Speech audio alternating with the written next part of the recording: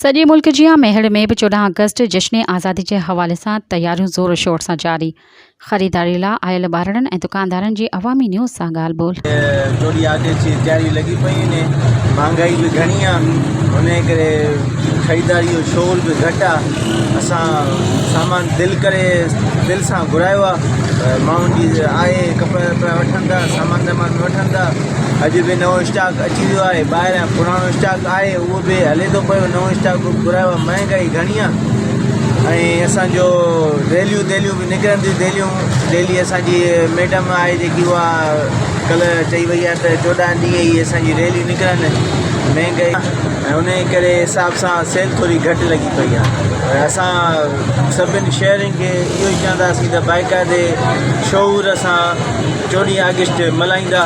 पाकिस्तान असांजो मुल्क आहे, असां इहो ॾींहुं ख़ुशी सां मल्हाईंदासीं।